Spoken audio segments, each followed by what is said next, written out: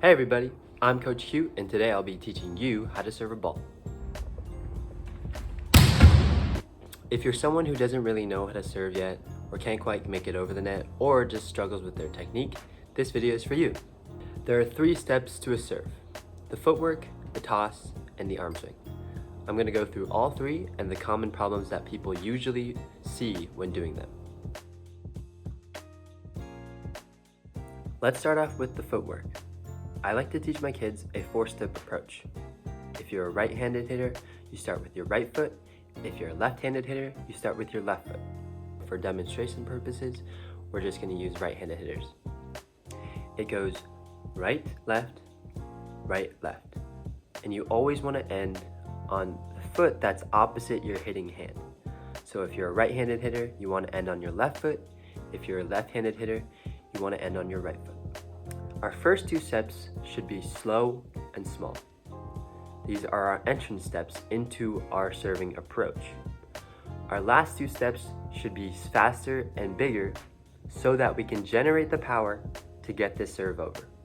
I want to make sure that our last 2 steps are slightly angled. This will make sure our body is turned before the serve so that we can generate the power and the hip turn to get this ball over. I especially advise this for my younger players who struggle to get the ball over and in the court. We need to build better habits when serving by using our core and our hip turn rather than all arms in the serve. One of the most common problems I see in younger players in their serve is they end up finishing on the same foot as their hitting arm. This causes our body to be in a very awkward position while hitting and almost over-rotated as we hit the serve. Let's be more conscious on what foot we're ending the serve on so that we can set up our body in the right way to get this serve over the net. The next step is the toss.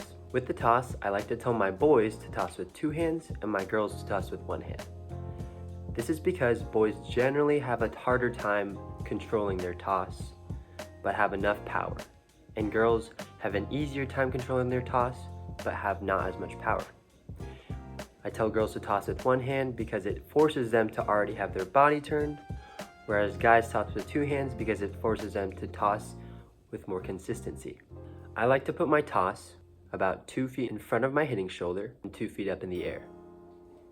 Now, when does this toss happen? The toss usually happens between the 2nd and 3rd step of the approach.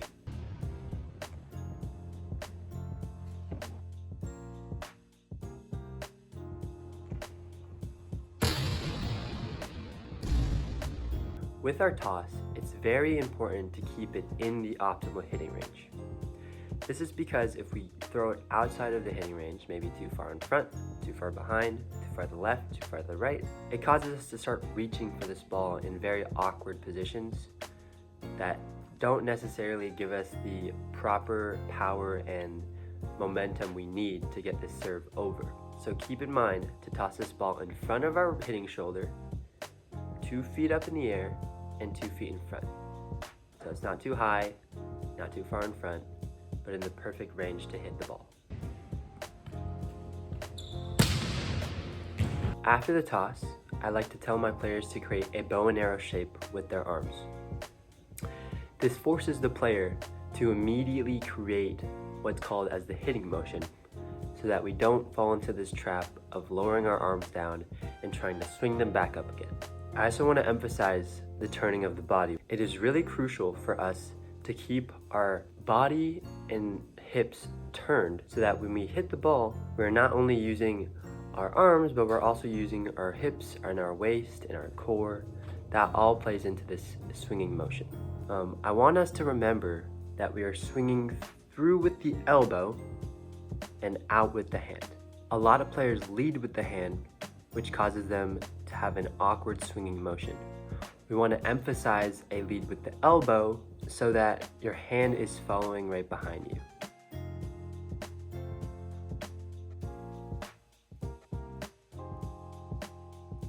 With the contact, I tell my younger players to contact at a 45-degree angle. Because they don't have enough power yet when they're younger, we need more arc in this ball. So contacting at a lower spot at 45 degrees helps us get this ball over. If you're a stronger player, I would say to contact more head on, more at the 0 degrees, so that you get the optimal float.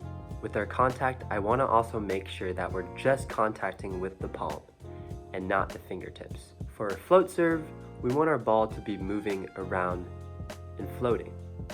If we contact with the fingertips, this causes the ball to start spinning. So we're going to do our best to high five this ball with our palm and just our palm, follow through and drive this ball and finish forward. If it helps, take a couple recordings of yourself serving, see what you could do to change it. Maybe your toss is too far in front, too far behind.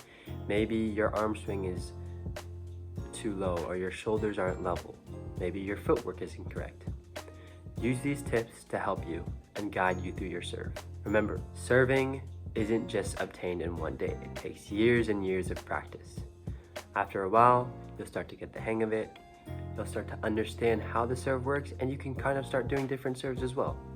But for now, let's have fun with it. Thank you guys for watching. Make sure to like, subscribe. I'll see you guys in the next video.